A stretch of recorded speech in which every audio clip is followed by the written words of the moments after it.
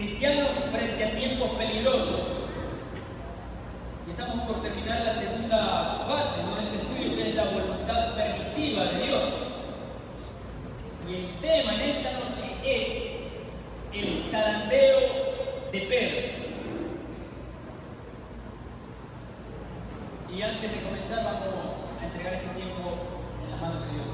Padre Santo, gracias, Señor, te damos una vez más por tu presencia en esta noche aquí con nosotros, en tu casa, casa de oración, casa de amor, casa de gozo, casa de paz, casa donde podemos disfrutar de la plenitud que hay en tu presencia. Qué bonito, Señor, qué bonito es estar aquí, qué bonito es sentirte, qué bonito es cantarte, qué bonito es adorarte, qué bonito es sentir la presencia del Espíritu Santo ministrando nuestro ser en esta noche. Desde ya estamos atentos y expectantes a todo lo que quieras enseñarnos a través de tu palabra. Una vez más, Señor, te rogamos que sean tus pensamientos en mi mente y tus palabras en mi boca para hablar todo aquello que tú quieres que yo diga. Como siempre, Señor, toda la gloria, el imperio, la alabanza y el honor sea solamente para ti. En el nombre de Cristo Jesús.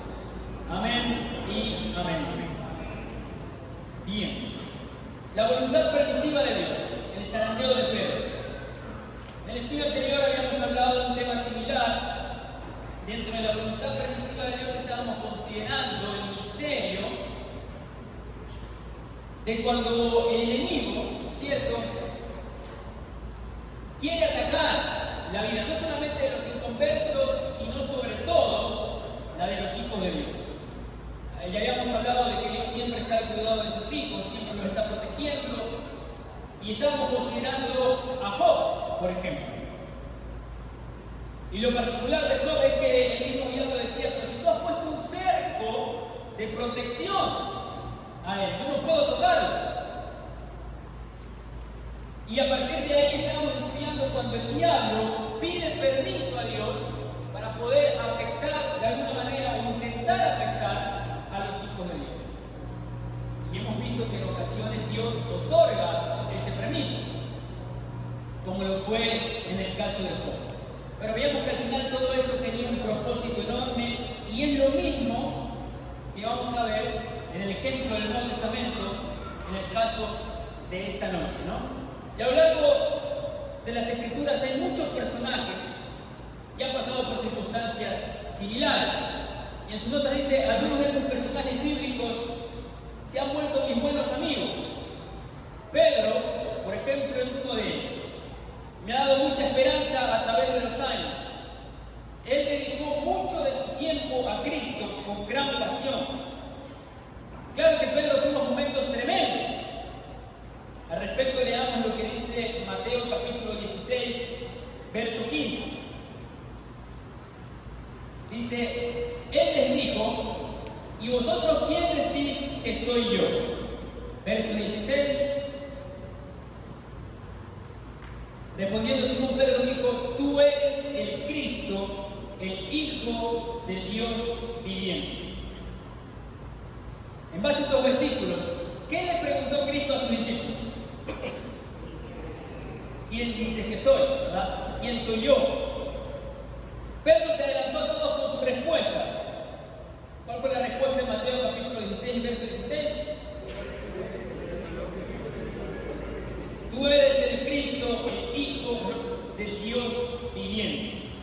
Sin embargo, vamos a ver lo que pasa más adelante. Hasta aquí todo bien con Pedro. Ahora leamos Mateo capítulo 16, dos versículos más adelante, versos 17 y 19. Y ojo, no se atreva a arruinarlo leyéndolo como si lo hubiera hecho 1000 veces antes. Asimile realmente lo que dice. ¿Qué le dijo Jesús a Pedro en estos versículos? Entonces le respondió Jesús: bienaventurado eres, Simón, hijo de Jonás, porque no te lo reveló carne ni sangre, sino mi Padre que está en los cielos. Y yo también te digo que tú eres Pedro, y sobre esta roca edificaré mi iglesia, y las puertas del Hades no prevalecerán contra él. Y a ti te daré las llaves del reino de los cielos, y todo lo que atares en la tierra será atado en los cielos, y todo lo que desatares en la tierra será desatado en los cielos. Tremendo. lo que Jesús le decía a Pedro.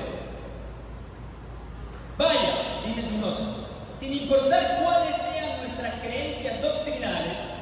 Por cierto, esta verdad es grande para cualquiera. Dios construye la iglesia ¿sobre quién? Primera de Corintios capítulo 3, verso 11. Porque nadie puede poner otro fundamento que el que está puesto, el cual es. Dios construye la iglesia sobre Jesucristo y el testimonio que los discípulos predicarían respecto de él. Al respecto está la gran comisión en Mateo capítulo 28, verso 19. Pero sin duda, Cristo iba a convertir a Pedro en un gran protagonista. Y esto es importante, ¿no?, analizar, porque muchos toman este pasaje de cuando Jesús dice, tú eres Pedro, y sobre esta roca edificaré mi reino. La Iglesia Católica, por ejemplo, lo toma como que si Pedro fuera el fundamento de la Iglesia y la roca de la Iglesia. Y se basa precisamente en ese versículo que Jesús le dice, tú eres Pedro, y todavía que Pedro, ¿no?, significa roca. Dice, sobre esta roca edificaré mi reino. Pero ¿qué era lo que está tratando de decir Jesús? Y que se conecta también con 1 Corintios capítulo 3, verso 11, que lo acabamos de leer. ¿Cuál es el fundamento de la iglesia? Jesucristo. Lo que Jesucristo decía a Pedro cuando dice, sobre esta roca edificaré mi reino, no era sobre Pedro como tal, sino sobre la afirmación que había hecho Pedro en los versículos anteriores. ¿Cuál era esa afirmación? Tú eres el Cristo, el Hijo del Dios viviente. Ese es el fundamento de nuestra fe, de nuestro credo, que Jesucristo es el Hijo de Dios y nuestro Salvador.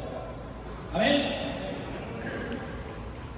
La siguiente escena es cuando Pedro reprocha a Jesús por decirle que él tenía muchas cosas que sufrir y que luego lo mataría. Este es otro momento impresionante que espero ver en la Filmoteca Celestial. Imagínense, ¿no?, todos los videos de todo lo que hemos vivido, incluyendo de los apóstoles. Dice el texto sagrado, pero él volviéndose dijo a Pedro, quítate de delante de mí, Satanás, me eres tropiezo, porque no pones la mira en las cosas de Dios, sino en la de los hombres. ¿Qué está pasando aquí?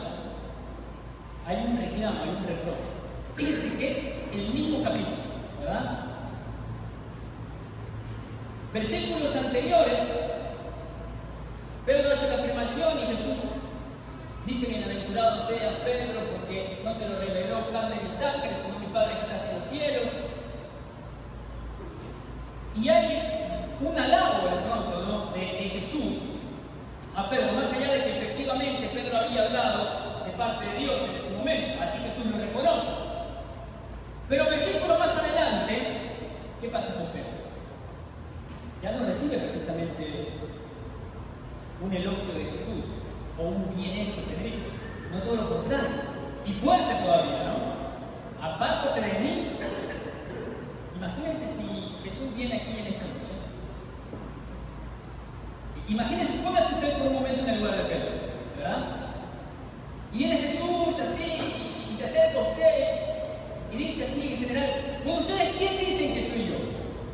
Y usted se levanta, ¿verdad?, lleno del Espíritu Santo, y dice, tú eres el Cristo, el Hijo del Dios viviente.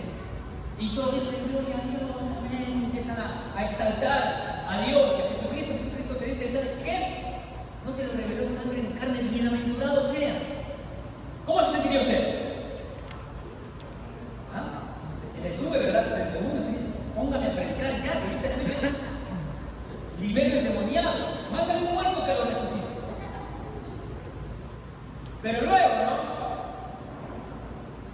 dice, quizás de alguna manera de pronto intentando congraciarse más con Jesús, ¿no? Jesús empieza a hablar acerca de su muerte. Y usted, porque viene todavía, ¿no?, así, y hablando yo de parte de Dios, se acerca de Jesús y le dice, maestro, que de ninguna manera esto te acontezca. Y entonces Jesús le dice, apártate de mí, Satanás. ¿Cómo se sentiría usted?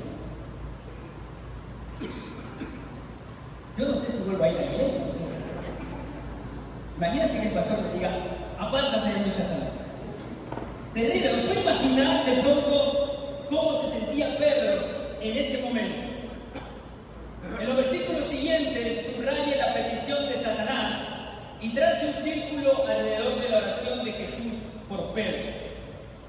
Note lo que Satanás había pedido, pero más importante, note cuál es la protección que Jesús tiene para con Pedro. Fíjese, Simón, Simón, he aquí Satanás os ha pedido para zarandearos como a trigo, pero yo he rogado por ti que tu fe no falte, y tú, una vez muerto, confirma a tus hermanos. Él le dijo, Señor, dispuesto estoy a ir contigo, no solo a la cárcel, sino también a la muerte. Y él le dijo, Pedro, te digo que el gallo no cantará hoy antes que tú niegues 3 veces que me conoces. Y todos conocemos lo que pasó después, ¿no? Está en Lucas 22, 56 al 62, al cabo de unas pocas horas, ¿qué había hecho Pedro? Y bueno, ahí tiene usted el texto sagrado para leerlo por si las dudas. Pedro niega a Jesucristo. Las implicaciones de este relato son enormes para cualquiera que se considere un seguidor de Jesucristo. Creo que Satanás tiene que obtener permiso para salirse de sus perímetros habituales y lanzar un ataque a gran escala sobre uno de los hijos de Dios. Que ese permiso fue otorgado es evidente en el uso de la frase una vez muerto, confirma a tus hermanos. Entonces es interesante. Ya lo habíamos visto en el estudio anterior. Es cierto que ya no pide permiso para atacar a los hijos de Dios. Es cierto también que Dios otorga ese permiso. Y si a alguien le quedaba la duda, y dice, no, pero eso pasó en el Antiguo Testamento, que eso era antes, que bla, bla, bla, bla. Bueno, en el Nuevo Testamento también pasó, también sucedió. En el caso de Pedro, Jesús lo dice tal cual, ¿no? El diablo te ha pedido para zarandear, imagínense. ¿Y a cuántos el diablo estará pidiendo justo ahorita? Imagínense. Da un poco de miedo, un poco de temor. Estamos advertidos. Y es cierto que Jesús concedió el permiso. Porque dice, una vez muerto, es decir, que el diablo lo iba a hacer. Es decir, Dios se dio el permiso. Dice, una vez muerto tú confirma a tus hermanos. Ahora, recordando la lección anterior, vienen las siguientes preguntas. ¿Qué hechos fundamentales podemos recopilar de la larga pesadilla de Job y este momento sin paralelo en la vida de Pedro? ¿De qué manera estos hechos nos ayudan a tratar con la tentación? Que es al fin y al cabo uno de los motivos y de las razones fundamentales de este estudio. En primer lugar, vemos que Satanás puede buscar permiso, y de hecho lo hace, para lanzar ataques tremendos contra los hijos de Dios. En segundo lugar, vemos que Dios puede, y a veces lo hace, otorgar a Satanás dicho permiso para lanzar esos ataques. Pero espera un minuto. Alguno dirá, yo pensaba que Cristo siempre estaba listo a nuestro favor. Si Jesús sabía la manera en la que Pedro iba a actuar, ¿por qué dejó que tal oposición le llegara de esa manera? Amados, tanto Job como Pedro eran hombres con sincera fidelidad hacia Dios. ¿Estamos de acuerdo? Nunca hemos afirmado que los que son sinceramente fieles a Cristo sean infalibles. Ningún mortal lo es. Pedro pudo no haber tenido la madurez de Job, pero era un sincero seguidor de Jesucristo que dejó a su familia y su ocupación para ir con Cristo. Y eso es cierto, hermanos. Pedro era un seguidor de Jesucristo, uno de los más fieles, según el relato histórico, uno de los más sinceros, al menos creo yo que Pedro tenía genuinas intenciones. Estaba lleno de defectos de los cuales quizás no era consciente, lo vamos a ver más adelante, pero tenía una genuina intención por seguir a Cristo. No olvidemos que Pedro, al momento de decidir seguir a Jesús, deja la barca y las redes. Y no es que simplemente está dejando la barca y las redes, está dejando la barca llena de peces, o sea, después de una pesca milagrosa. Estaba dejando su negocio en el momento en el que mejor le iba. Imagínense tener un negocio, un emprendimiento, y cuando las ventas están ahí a tope, usted decide dejar todo eso por seguir a Jesús. Es una locura. Pedro lo hizo. Entonces, era sinceramente fiel a Jesucristo, de eso no hay duda. Es más, usted no vio a los otros discípulos dar unos pasos sobre el agua. Yo diría que Pedro podía considerarse, sin lugar a dudas, como teniendo una sincera fidelidad hacia Cristo.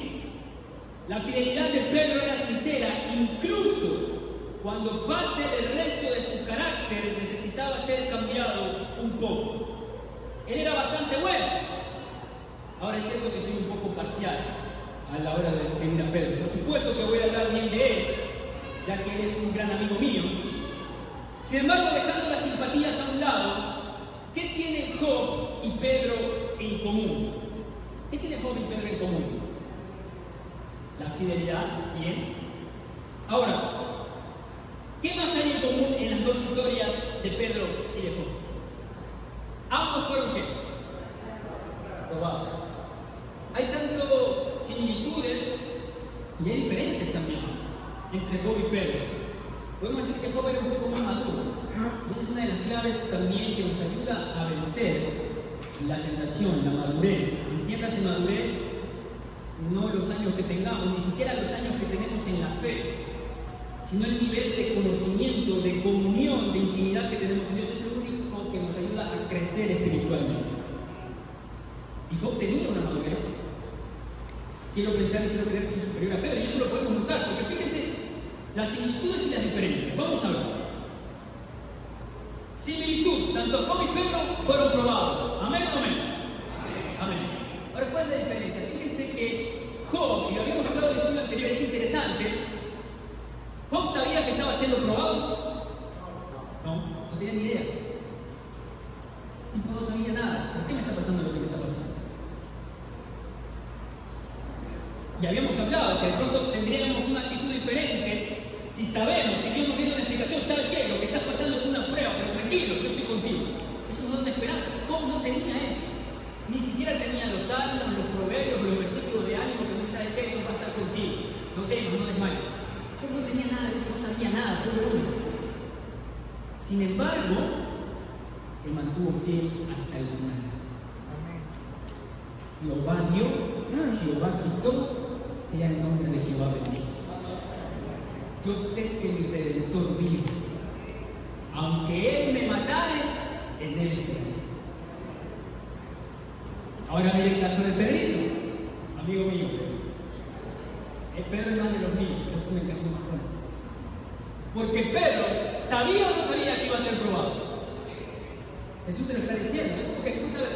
Mira, con Job no era tan necesario avisarle, pero tú, Pedrito, te aviso por si acaso, ¿no? El diablo me ha pedido para zarandearte, te aviso. Pero no temas, me dice. Yo estoy rogando por ti para que tu fe no te falte. Y una vez muerto, tú confirmes a tus hermanos.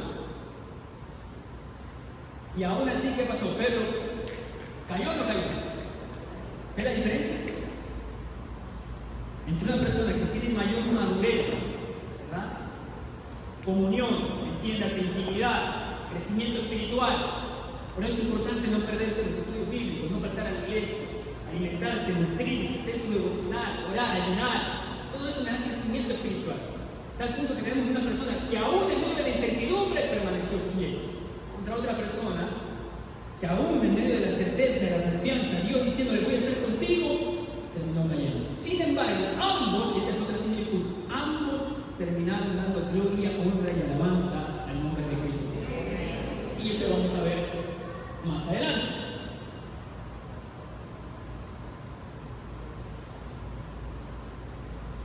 Ya me perdí. Respondió. Ahí está.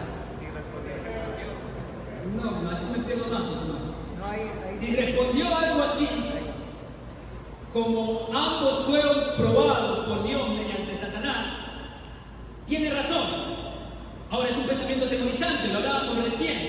Sin embargo, me gustaría creer que el encuentro de Pedro con el maligno no fue solamente una prueba. Las Escrituras prometen que todos seremos probados. Ahora miren lo interesante, según Job capítulo 23, verso 10, y 1 de Pedro capítulo 1, verso 7, ¿cuál es el propósito de que seamos probados? Job 23, 10 dice, mas Él conoce mi camino, me probará y saldré como qué. 1 de Pedro capítulo 1, verso 7, para que sometida a prueba vuestra fe, mucho más preciosa que qué. Perdonarán el gallito, ¿verdad que es? El cual, aunque perecedero, se prueba con fuego, sea hallada en alabanza, gloria y honra cuando sea manifestado Jesucristo. ¿Piensa usted que fue coincidencia que Dios inspirara tanto a Job como a Pedro para que escribieran la analogía de refinarse como el oro? ¿Cree que es coincidencia? ¿Sí o no? No. Afortunadamente, ningún otro hijo de Dios deberá soportar la totalidad de las pruebas de Job, pero ninguno de nosotros escapará a cierto grado de ellas. Dice la palabra de Dios que todos vamos a ser probados. Sin embargo, pienso que la prueba de Pedro fue de una variedad específica. No fue una simple prueba, fue un zarandeo. Se escribe con Z, zarandeo, ¿no? Ahora, solo existe un motivo por el cual Dios le daría a Satanás permiso para zarandear a un discípulo realmente amado y fiel. Y eso es porque algo requiere ser eliminado en nuestra vida. Esa es otra diferencia entre la prueba de Job y el tema con Pedro. Lo de Pedro fue una variante de una prueba, es un zarandeo. Ya vamos a ver que no todos, no es necesario que todos seamos zarandeados. Vamos a ver qué creyentes somos más susceptibles a pasar por un zarandeo. Y la clave está en que ¿cuál es el propósito del zarandeo? El zarandeo es cuando Dios desea eliminar algo negativo de nuestra vida. Tome un momento para meditar eso, ¿cierto? No lo tome a la ligera. Es decir, zarandear, cuando Dios permite que el diablo zarandee a Pedro, el objetivo que hay detrás de esto es que algo que está mal en nuestra vida y que quizás no somos conscientes todavía, que eso malo sea eliminado para poder agradar a Dios. Y esto me encanta. Esto me fascina porque es... yo me imagino, ¿no? Entre todo esto, esta dinámica que hay, este intento del enemigo por querer hacernos fallar, y cómo se muestra además el amor y la misericordia de nuestro Dios aún en medio de eso. Porque claro, lejos de pensar de que es culpa de Dios que nosotros fallemos, ojo, cuidado con pensar eso, porque no tiene nada que ver, lejos de pensar en eso es todo lo contrario. Nosotros caemos y fallamos por nuestras propias debilidades. ¿Estamos claros hasta ahí?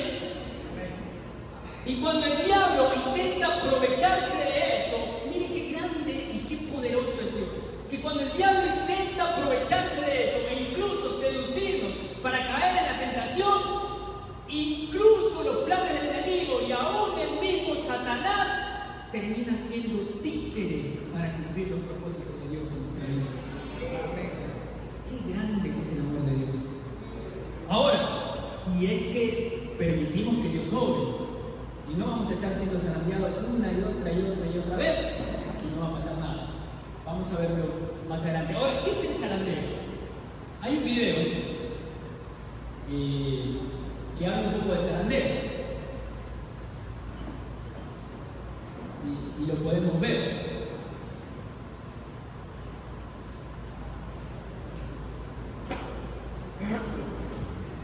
Mientras yo me hidrato porque me dijeron que es bueno tomar agua.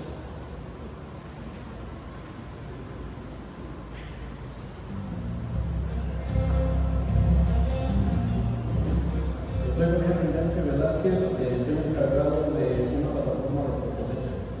La importancia de la limpieza del grano tiene que ver mucho dentro del proceso de cosecha. El privado es muy importante ya que nos permite eliminar las impurezas del grano, por lo cual nos ayudará a implementar el valor comercial de nuestro grano. Este proceso permite eliminar los granos quebrados, impurezas, plagas muertas o plagas vivas. Se eliminarán las plagas que tengamos ya en el grano al momento de cribar, estas caerán, por lo tanto evitaremos infecciones futuras. Normalmente para el limpiado se utiliza una criba. Esta criba puede ir con una abertura de orificio de 2 milímetros a 5 milímetros, dependiendo del tamaño del grano y el tipo. Se necesita el maíz en la criba, las personas le mueven para que todas las impurezas vayan cayendo, pedazos de grano, el campo, polvo o algunas plagas van a caer, pedazos de brote que queden arriba se van a ir eliminando. Todo esto que está haciendo el grano es impureza, entonces esto lo vamos a desechar.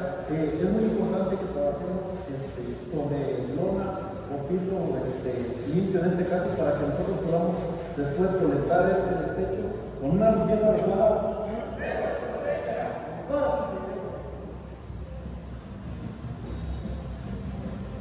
Bien. ¿Pudo visualizar el video? ¿Pudo escucharlo? No sé si pudo entender algo de lo que decía el hombre, ¿verdad? Pero el zarandeo dice que usan una criba, que ustedes ven ahí en la pantalla, usan como bandeja, como encendidor. Y en esa criba lo que hacen es poner el trigo, y claro, el trigo, sabemos que el trigo, igual que la cizaña, son muy similares, de hecho ambos. La diferencia es que la cizaña está hueca, no tiene la semilla del trigo. El trigo, pues es como el trigo, ¿verdad? El trigo es el trigo. Ahora, el trigo, dentro del trigo está la semilla. Entonces, para poder deshacerse de todo lo que no es la semilla, que es lo que realmente importa, para poder deshacerse, incluso decía el hombre ahí, que había impurezas, cosas que no tienen nada que ver y que no queremos, que contaminen precisamente a la semilla, entonces usan esta criba, meten el trigo ahí y empiezan a zarandear. Eso es lo que se llama zarandear. Como usted veía que movían la cajita así de un lado para otro, ese es el zarandeo. Eso va a hacer que todo lo que es impureza, todo lo que está mal, todo lo que no tiene que ver con la semilla, se quede en la criba y la pepa desciende. Y eso es lo que al final tiene valor, la pepa. Entonces, ese es el zarandeo del trigo y es la figura que Jesús está utilizando para explicar lo que le va a pasar a Pedro. De manera que el zarandeo, como lo hemos visto, es para eliminar las cosas malas, las cosas sucias, las impurezas que hay en nuestra vida. Y eso es importante tenerlo en cuenta. Porque hace un momento le dije que no todos, no es necesario que todos seamos zarandeados, pero hay personas que sí van a ser zarandeadas. ¿Qué personas son más sensibles o susceptibles al zarandeo? Personas que tienen que eliminar algunas cosas en su vida que están mal, prácticas pecaminosas, manchas, maldad, inmundicia. Muchas cosas de las cuales ni siquiera nosotros mismos somos conscientes. Porque quizás sí, pero no sabemos las razones y los motivos que nos llevan a cometer tales actos, tales pecados, o a tener esas manchas, esa inmundicia dentro de nosotros.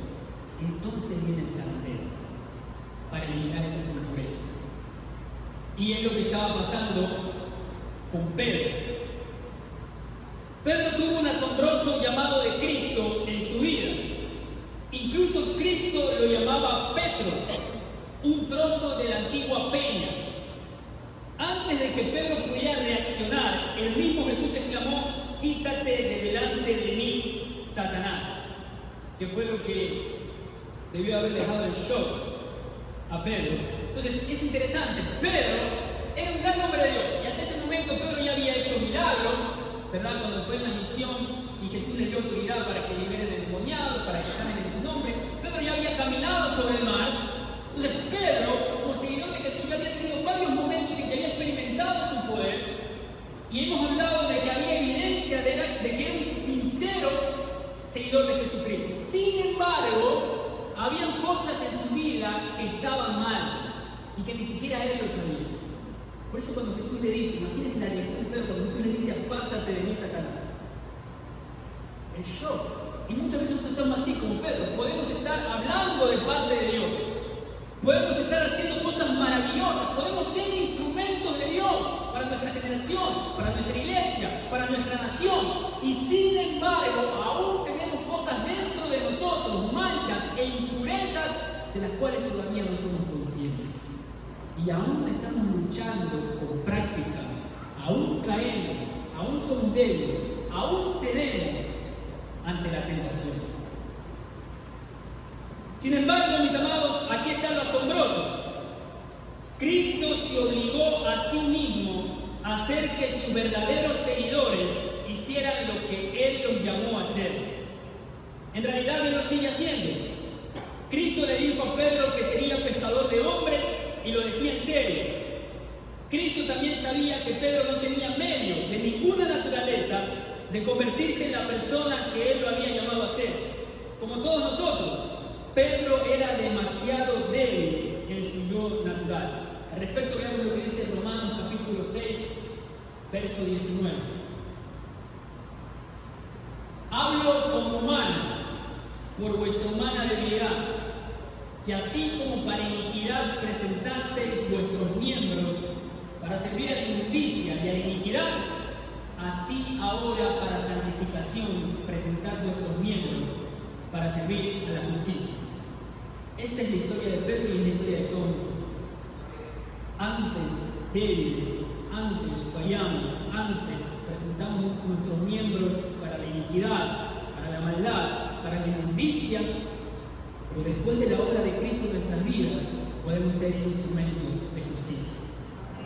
Eso es lo que Dios quiere hacer con nosotros. Y lo que me encanta de esto es que Cristo, diga conmigo Cristo se obligó a sí mismo a cumplir todo lo que había dicho acerca de Pedro. Y es la misma actitud que Jesucristo tiene con nosotros ahora. Es decir, no es alguien que solamente promete, sino que es alguien que hace lo que sea por cumplir lo que prometió. Ese es nuestro Dios. Y eso fue lo que hizo con Pedro. Imagínense usted tener un entrenador que no solamente le diga qué hacer, que no solamente le diga tienes que hacer lo siguiente, tienes que comer bien, tienes que ejercitarte, y lo deje ahí a la deriva. Y usted falla día tras día y luego el entrenador dice, ¿sabes qué? Es que no se puede. Tú eres un caso perdido, ¿verdad? En nadie. Si a alguien le pasó eso, perdónenlo, ¿verdad? Hay mejores entrenadores. Pero imagínese tener un entrenador así. ¿Cómo se sentiría usted? ¿Seguiría entrenando con él? ¿Se sentiría animado a levantarse otra vez y decir, esta vez lo voy a lograr? ¿Cómo se sentiría? ¿O se sentiría desanimado? Que miraría al espejo y diría, yo es que de verdad no sirvo para esto. No, ¿para qué? Mejor me quedo en cama. Dormir si lo hago bien, pero eso sí sirve. Pero ahora imagínense tener un entrenador que sea todo diferente, ¿no? Que sí, fallamos, de pronto no somos tan disciplinados, de pronto no somos tan organizados, nos falta compromiso, pero ahí está ese entrenador diciendo, dale que tú puedes. Fallaste, no importa, levántate. Mira, yo lo voy a hacer contigo, yo te ayudo a levantar la pesa si es necesario. Como por ti la comida, pero hazlo, flaco, dale, tú puedes. ¿Cómo se sentiría usted? ¿Sería diferente? ¿No se sentiría más animado? ¿No tendría la esperanza de seguir adelante? ¿No se levantaría cada día diciendo es que hasta por mi entrenador que está todos los días ahí, dale, lo voy a hacer esta vez? ¿Es así o no es así? Ese es el entrenador que tenemos nosotros. Ese es nuestro Jesucristo. Es un entrenador que dice, ¿sabes qué? No pasa nada, yo te ayudo. Está ahí. Es alguien que dice, ¿sabes qué? Aunque tenga que hacerlo yo mismo, pero te prometo que todo lo que te he dicho lo voy a cumplir. Esa es la garantía que tenemos en Jesucristo. Y así pasó con Pedro. Así pasó con Pedro. Y así va a pasar también con nosotros. Y miren, mis amados, esto es tan importante porque sí, yo sé que miren, me ha pasado a mí, seguramente le ha pasado a usted, quizás nos ha pasado a todos aquí en este lugar. ¿Cuántas veces hemos caído nosotros? ¿Cuántos aquí han caído y han fallado? Más de una vez.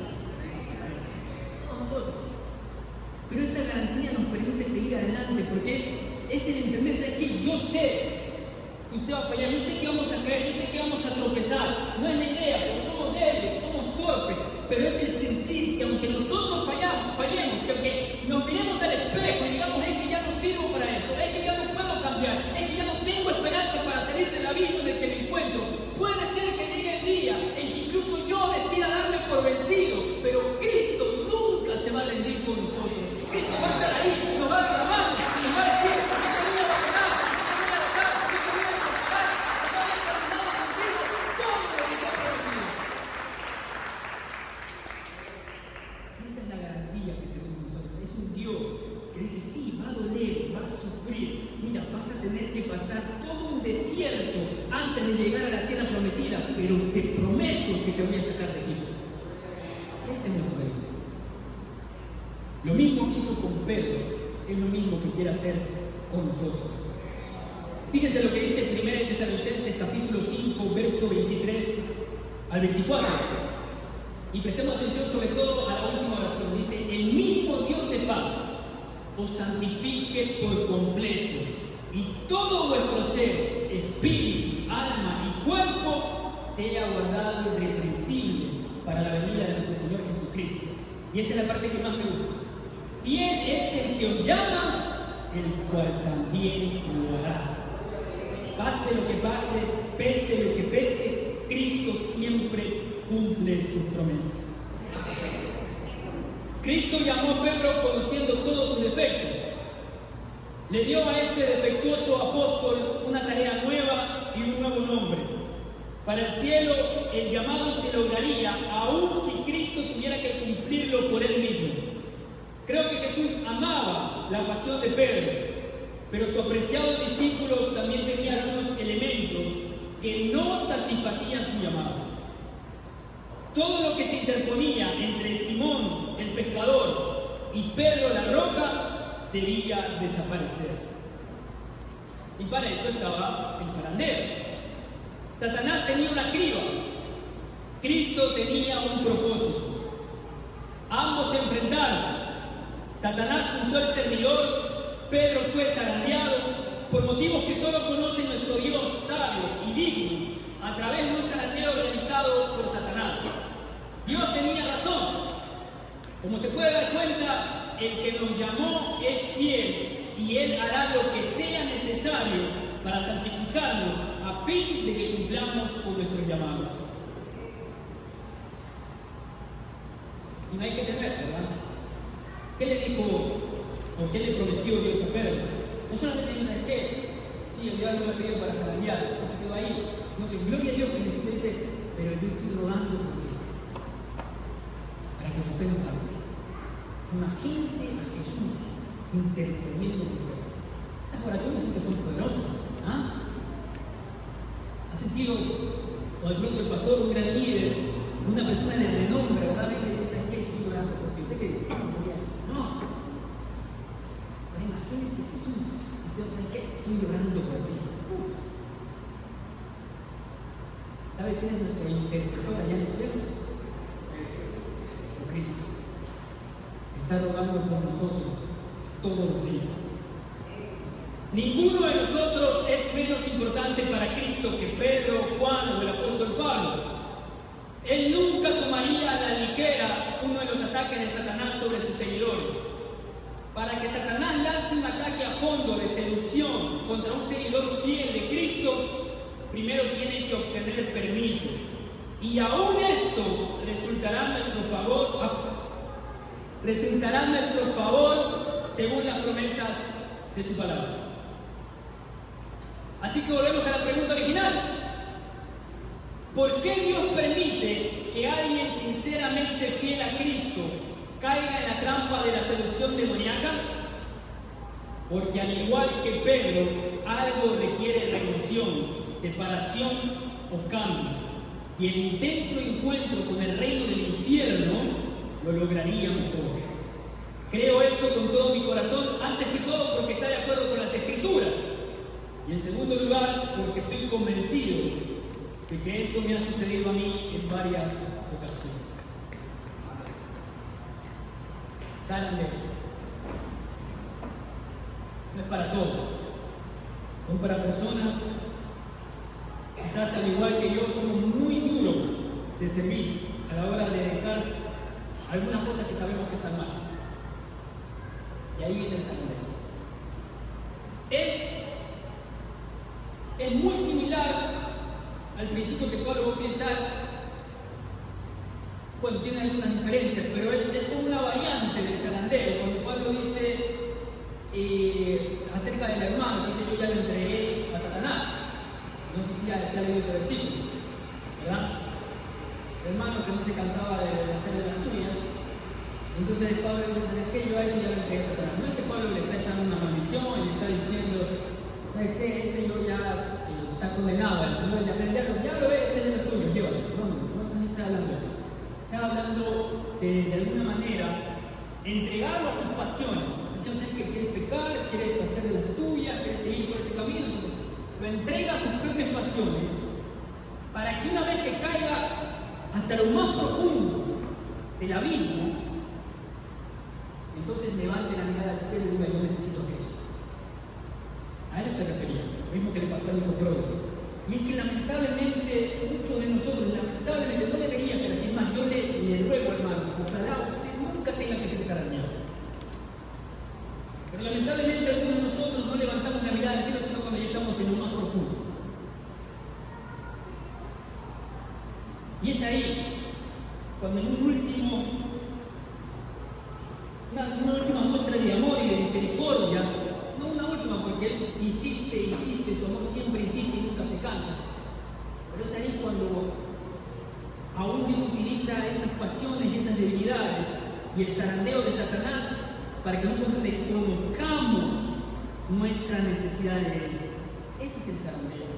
Cuando nos miramos al espejo y decimos: es que soy una porquería, es que estoy cansado de mí mismo, es que fallo una y otra vez, es que me estoy lastimando, es que estoy lastimando a las personas, es que no puedo creer cómo caí tan bajo.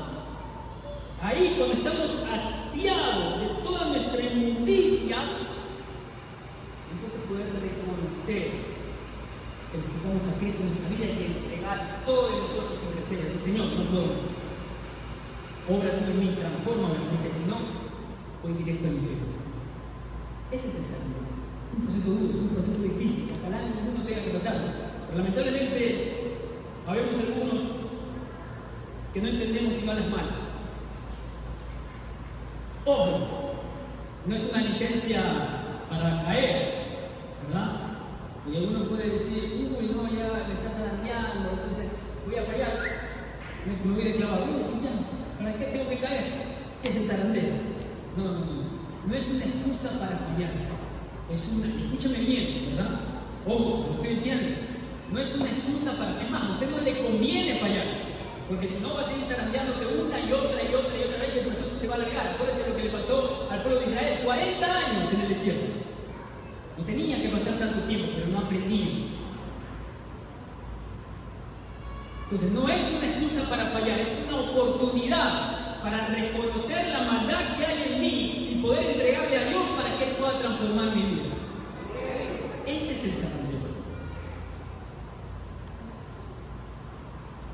Y ya para terminar, amado, ¿estás siendo zarandeado?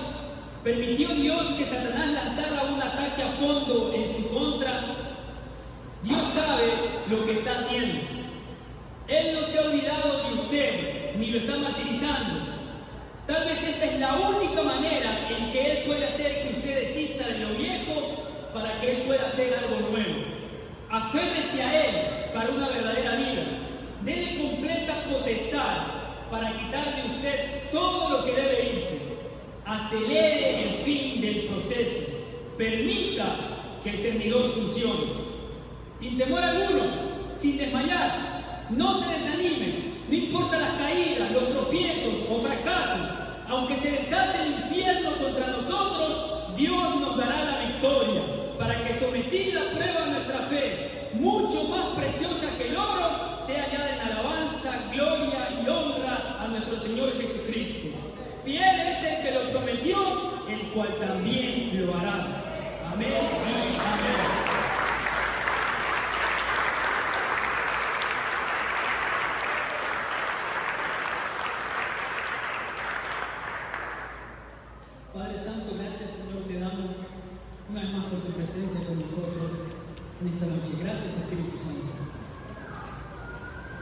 procesos, por tus pruebas, por tu voluntad permisiva.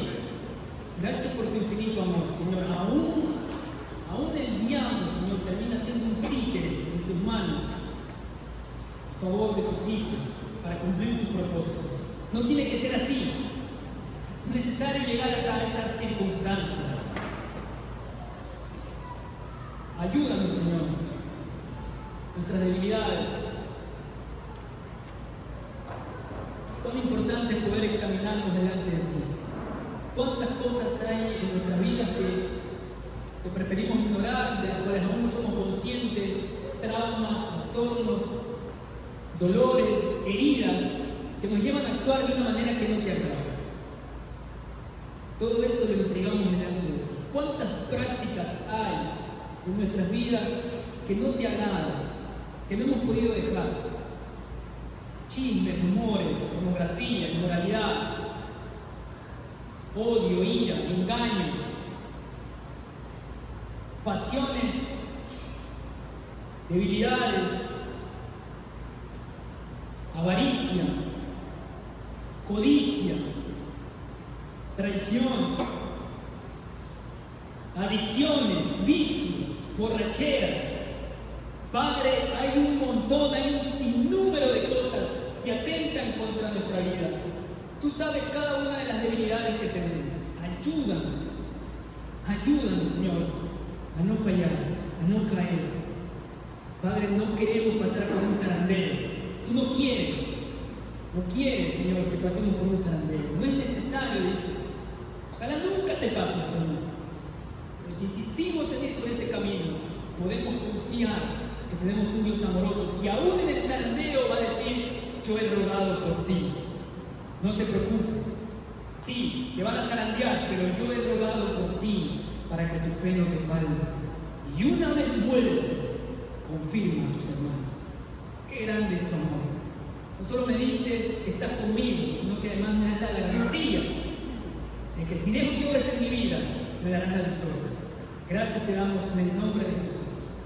Y Padre, ahora te queremos agradecer también por este tiempo en el que podemos entregar delante de ti, en tu presencia, nuestros diezmos y nuestras ofrendas. Qué bonito es, Señor, poder darte culto, alabarte y honrarte con mis diezmos. Gracias por tus bendiciones y gracias además por esas bendiciones que se añaden conforme a tus promesas. Le damos gloria y honra en el nombre de Cristo Jesús.